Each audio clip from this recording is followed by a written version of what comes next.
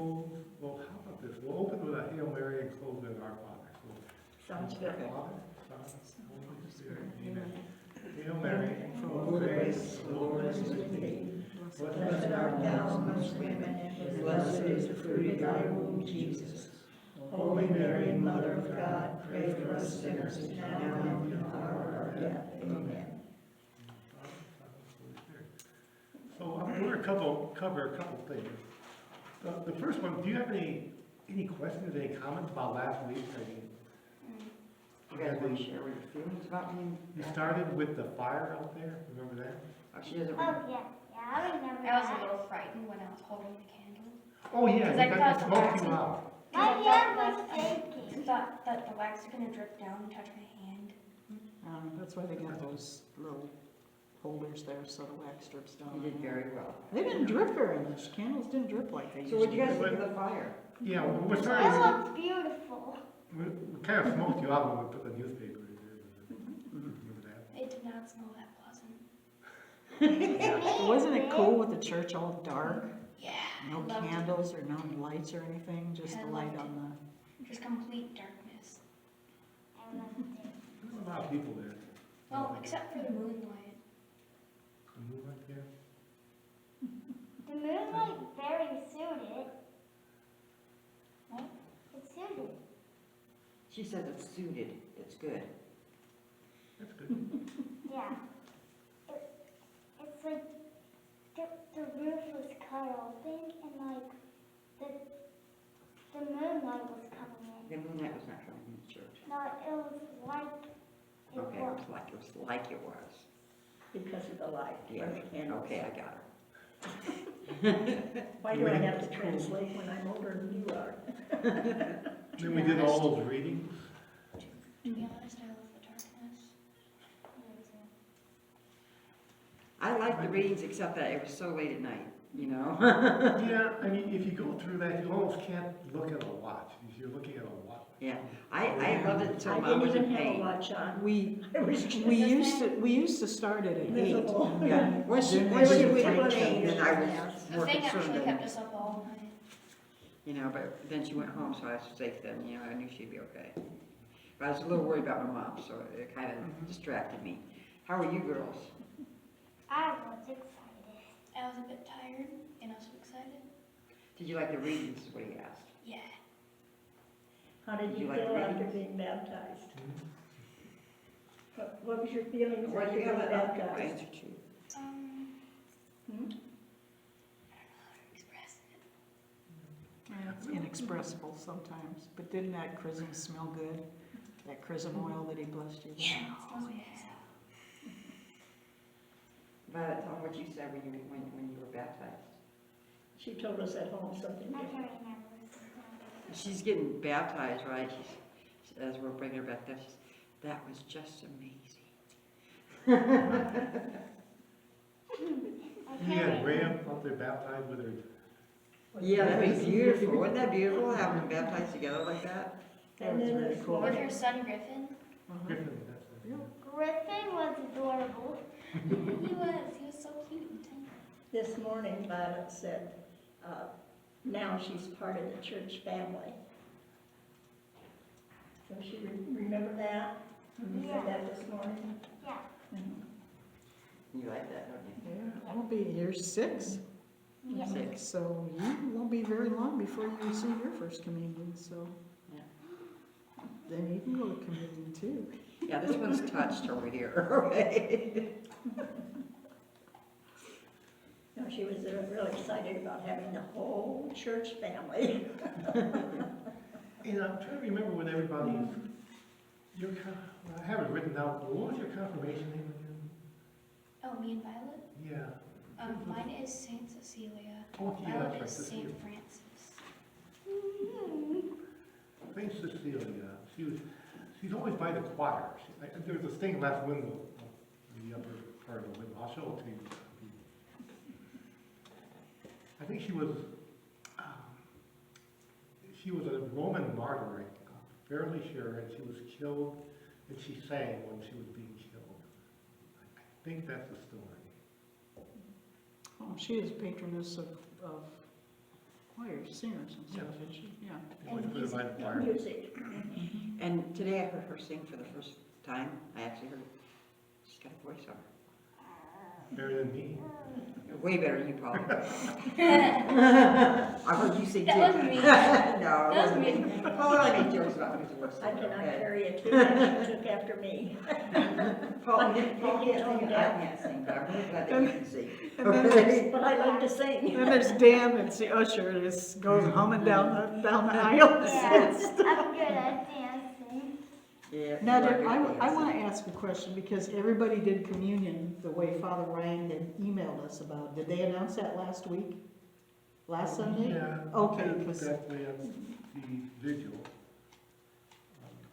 Yeah. No, we just went up the middle aisle at the Easter Vigil. Yeah, we did. Yeah, all right. But now he wants, like, Yeah, where yeah, I was, he mhm. wants me there now. Yeah, that's what, he And emailed whoever's us doing it. about that, because then everybody goes up separate and then they come I back think down. on Sunday we did it on Sunday. Anyway. Last Sunday, probably. No, yeah, I mean, Easter Yeah. Sunday, yeah. Okay. Well, that light was blinding when we were reading, Mhm. and then you step away from that light, and I'm like, Where's the oh, steps? where's the steps? I can't That's see to exactly get back down I was there. like dizzy Oh almost. my gosh, I it was dizzy just, almost, it's like, and I I'm wasn't like- wearing, you know, I usually wear sneakers, and I wasn't wearing sneakers. Mhm. I'm trying to get out of the habit of sneakers, you know, but. You wanna know why it was dangerous for me to walk down the stairs? Wow. I was wearing heels. Her first pair of heels. And a long dress, that's, you always gotta remember to lift it up a little bit, so your feet and your heels especially don't get caught in it. Yeah. Greater was St. Catherine Drexel, and then Jesus was St. Vincent de Paul, which I thought was kind of interesting. St. Vincent de Paul, isn't he, with the chariots and that? And that's what he's gonna, nice segue. Well, I presume everybody here registered in a parish. You must be. And you're registered, okay, so I don't have to do a speech about that. And one of the things to think about is, you know, we're in the RCIA, is that religious groups and priests and so forth, they'll think about what's called their charism. And what they mean by charism is that a religious group, a priest, or an individual person, if you think about it, there's a lot of things you can do. You know, you can be a choir member, you could be an usher, you could be a lector, or you can work outside of the mass. You can do deliveries for St. Vincent de Paul. You can do a lot of things that aren't, you know, part of the church. You could volunteer for the Chamber of Commerce. A lot of things you can be doing. So, you know, what is it that you feel like you ought to do? And so people ought to spend some time to think about what their charism is. And one way to look at it is you start off thinking about, well, what is it I'm doing right now? You know, just sort of take stock of what you like to do. You know, if you really like RCIA, maybe you could teach RCIA. Or if you like, you know, doing handiwork or, you know, doing fix-up work, you could do some of that for the church. Or if you like studying, like Vicky, reading books and stuff, you can take classes or a lot of things like that. And you work at these things, you look at these various items, and you begin to have a feeling that, you know, I bet I could be good at this or I could be good at that. And unless you really make an effort to sort of take stock, you're probably not going to do it in an organized way. You might say, yeah, you know, I'd like to do this, and then, okay, I kind of like to do that. But I think it's an important thing to do, especially as you're sort of moving out of RCIA, is to look at yourself and say, what is it that I can do? What is it that I really, not just like to do, but I would really, it would fulfill me. So, you know, I think about how I got involved in this. In a sense, I just took a chance. And I felt that, well, okay, you know, I mean, I've studied enough, maybe I could teach it. So I've tried, and you find people who also do it. The first year we did this, I mean, there was a seminarian that led it, this was a while back.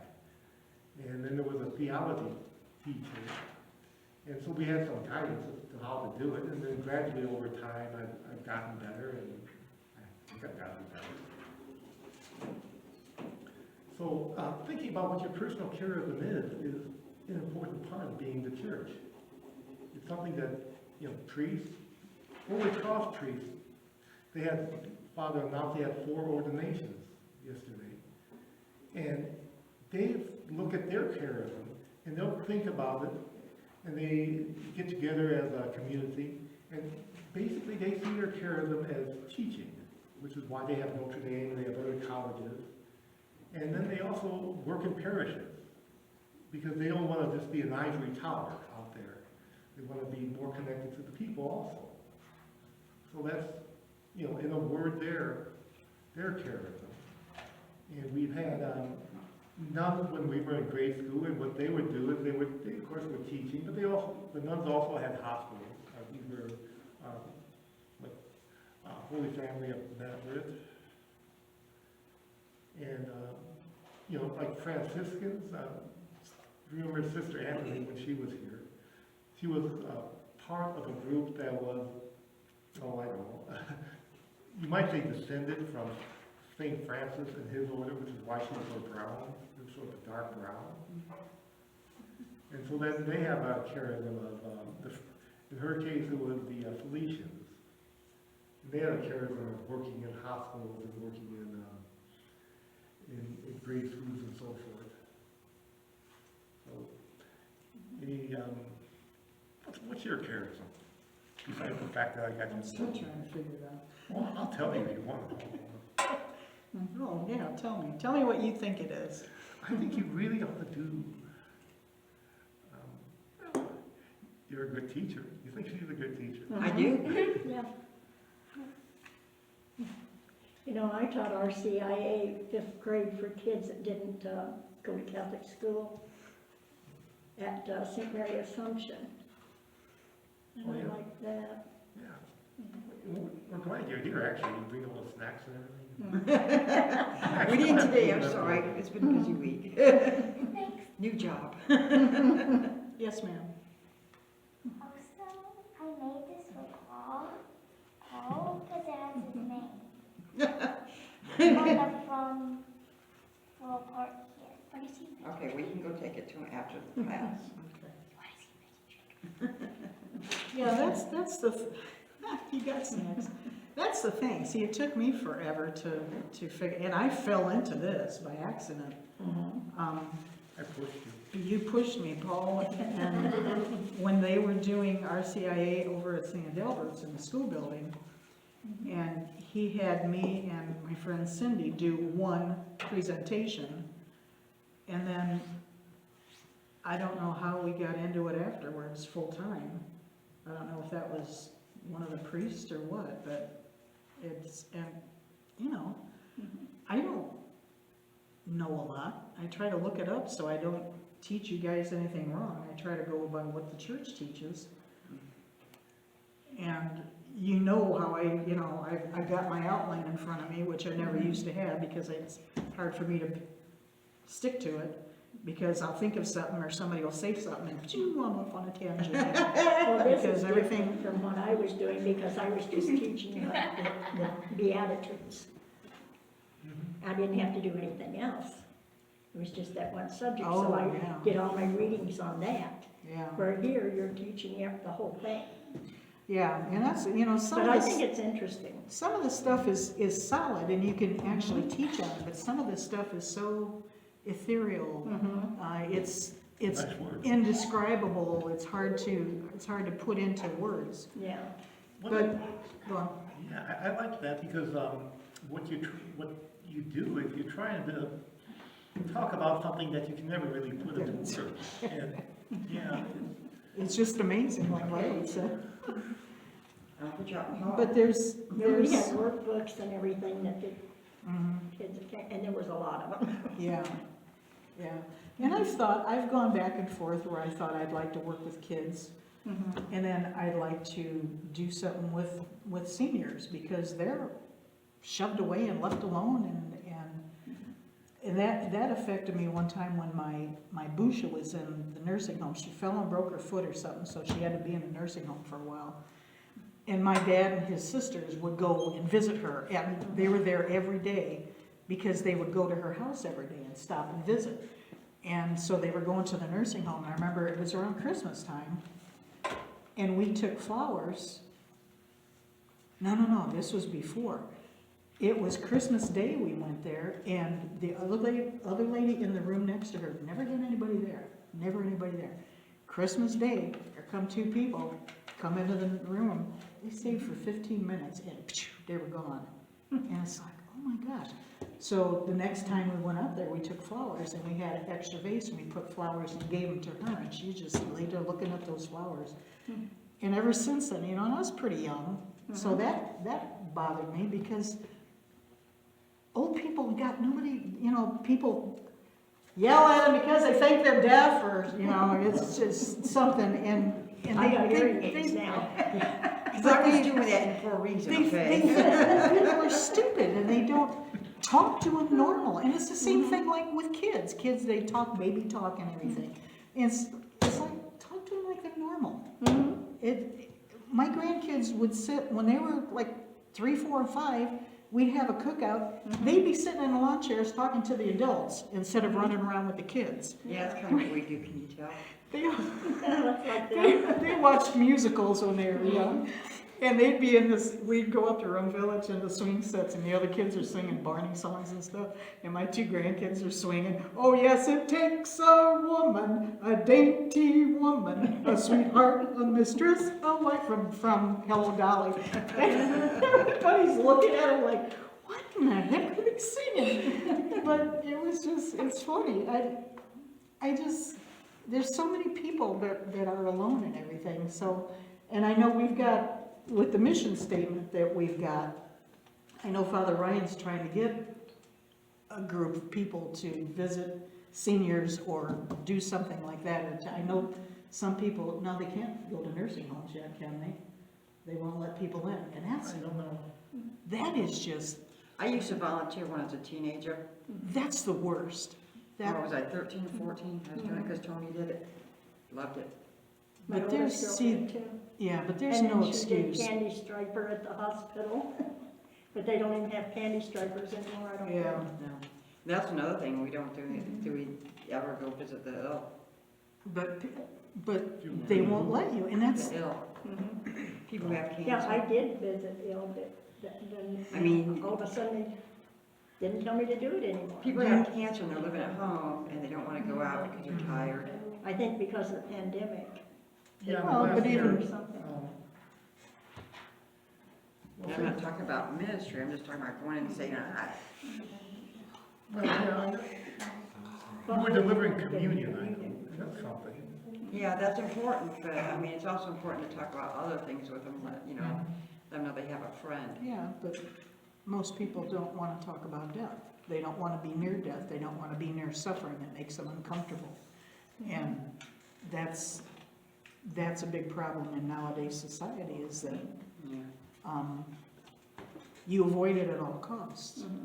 And now people are killing themselves because they're afraid of the suffering. They're worried about the suffering. And you've got no clue that what's going to come See, up, so. That's something that's really nice about our background. We have a Native American background. Native Americans are just feel that death is just another form of life. That's, Well, it is. It's, Yeah. For a Native American, they honor the oldest person because they have lived so long and know so much. yeah. And they take care of them in their old age. yeah, That's that's the rule. one thing about America. And you know that because you're Cherokee also, right? There's some in our background. My mom found Cherokee, but I know there's from the 5 Nations. We've got a relative, an ancestor, great. No, just One of for, the things St. Vincent de Paul Society does is that their idea is they have one mission, which is to be it's not actually to help the poor, which sounds odd, because most aid agencies, that's what they do, we're here to help those people. But it's actually to help the people, it's to develop the spirituality of the people who are making the deliveries, not just, to help the poor. And they see it as one united thing. Their one mission is to develop the spirituality of its members by helping the poor. So by helping the poor, you're following in the footsteps of Christ. And, St. Vincent, he had this dedication to assume the needs of the poor as our own needs. And, what we have done, and we haven't done this for about a year because of COVID, but the main office takes in calls, people call in and say, we need food, whatever.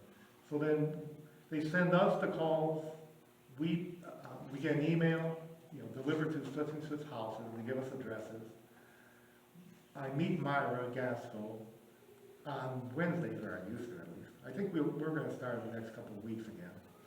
And we would pack up we would call the people up to make sure they're home, and we would pack up the food, and we'd go and basically give them the food.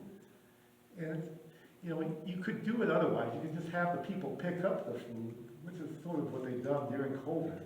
But the personal contact is also very important. And just having people go out to meet these people. And so that's really what St. Vincent, and it's also, if you're just having the people come up and pick up the food, we're not doing anything. So it's not, to help us also. So that's part of what the church does. It helps the poor, and in different ways, I think all our ministries do that. When you're a lector, you're not just doing that so that other people, you're not just helping other people. You're actually reading what's in the readings. So it becomes more personal when you do that. And when you're an usher or anything you do of that nature, it develops your own spirituality. So we have a couple of things we can do that are social services. We have St. Vincent de Paul. We have the ministries where we will be going out and delivering communion to people, and I think what else we might be doing in the parishes. Well, someone like Violet, okay, who's too young to do some of those other things, she could help sanitize the pews. Yeah. She could serve others that way. What do you think about that? Heather? I said someone your age could help sanitize the pews. Yes. You do spray. I guess I would agree with that. But get involved with the church also, it helps you, because I've told you guys before that I used to, I got started late in life doing stuff, because I thought, okay, I go to church every Sunday, I never killed anybody, so I'm a good Christian. And there's just so much more to it than that. But that's how people got to know me, and that's how I got to know people. And this is a big thing in the Catholic Church, is that people will walk into Mass and sit there and nobody will say anything to them, which a lot of people like, but a lot of people want that contact. But when I started lecturing, and that happened, everything happened to me by accident. I always wanted to read, but I was always too scared to. And then a friend of mine, their whole family got baptized, and then she called me one night and she goes, "Where's the meeting room at?" And I said, "It's the first room in the school building, why?" And she said, "Well, they said they need readers," and I thought I'd go and check it out, and I thought, oh, God. So I said, "Okay, I'll go with you." And when we came in and we sat, the tables were like squared out with nothing in the middle, so we just came in and sat down on this side, and then they signed us up to be Eucharistic ministers too, because that's the side we were sitting on. It was, no, we just want to be lectors. Well, no, you're on the Eucharistic minister side, so they signed us up for that too. So everything, I haven't done anything on my own. It's God. Yeah, Paul pushed me into lecturing. Yeah, he did. But then people talk to you, and because people see your name in the bulletin, so they'll talk to you, and you'll get to know people, and it's just, and one time, this is ages ago, this was when the altar was still sticking out, but I was reading Father Dan, Father, not, Rudy? no, the old one. Oh, yeah. Um, Something Irish. Daniel Coughlin, yes, thank you. He was very strict, very somber, he was an older guy. But I was up there reading, and my glasses had been, I should have gone to the eye doctor before that. So, and I couldn't find the readings in the big book with the big print, so I was reading out of the missalette. That little lamp that's on the lectern, I got that because it wasn't bright enough for me. So I managed to get through the first reading, and then by the second reading, my eyes were just blurry, and I had to stop, in front of everybody. And I said, Father Dan, can you read the second reading? I just can't see it. And everybody came up to me after, you don't know how many times that's happened to me, blah, blah, blah. So everybody sympathizes and everything, because I thought, like, oh my God, I'm so embarrassed. And you were the first to say I was the anything. first, yeah, so, but that's how that's how you make the parish your family, because everybody gets to know each other when you're part of it and you're doing things, and then you realize that this is my home. I live in Lakeville. I drive all the way in here because this is home to me. It's always been my parish, and I could go to other churches and get involved and do the same thing, but I just love St. Casimir, so. I love this church too. I mean, I've visited other churches like St. Matt's and that, but this is a good one. The people, it's small enough that people actually care about each other here. Yeah. And you went to St. Mary's Assumption for a while. Yeah, I did, yeah. There was, I didn't bring it, it was in my Magnificat, and it was a reflection of the day, it was yesterday's. And this priest is writing about how people nowadays make Christianity so uninteresting. It's not interesting. People don't care enough to get involved. They don't care enough to change their lives or anything. It was very powerful, and I forgot to bring it, and it was great. But he says that we are called, Jesus calls us to go out and make it interesting to people. Call people to tell them what we have. Our God came down to earth and became man. And then he died for us. And then he rose from the dead so that we can go, when we die, bodily, we can go to heaven.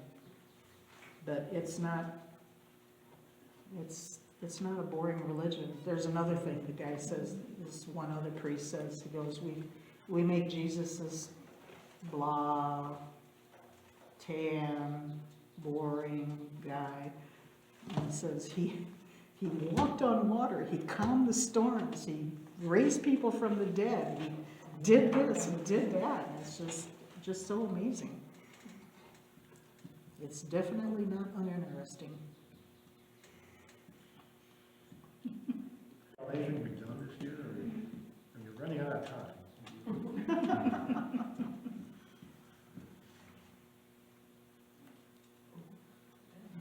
No? Good, everybody's happy. Yeah. Yeah, there's Catholic.com is a good website. They deal mostly in apologetics, but you can find, that's where I found that thing on, that Vanessa had asked about, when is a lie become a lie? And then for like birth and end of life things, it's called the National Catholic Bioethics Center, and it's ncbcenter.org. I think it's .org. And that has good things on it too. And then EWTN.com has a library section, and they have all the writings of all the early church fathers, all the papal documents, tons and tons and tons of stuff to look up and to sit there and read. I can't wait to retire.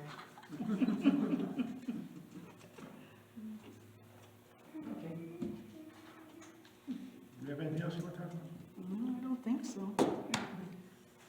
I don't think so. Close with our Father, then we'll really close. Really close. Our Father, who art in heaven, Hallelujah. hallowed be thy name. Thy kingdom come, thy will be done, on earth as it is in heaven. Give us this day our daily bread, and forgive us our trespasses, as we forgive those who trespass against us. And lead us not into temptation, but deliver us from evil. Amen.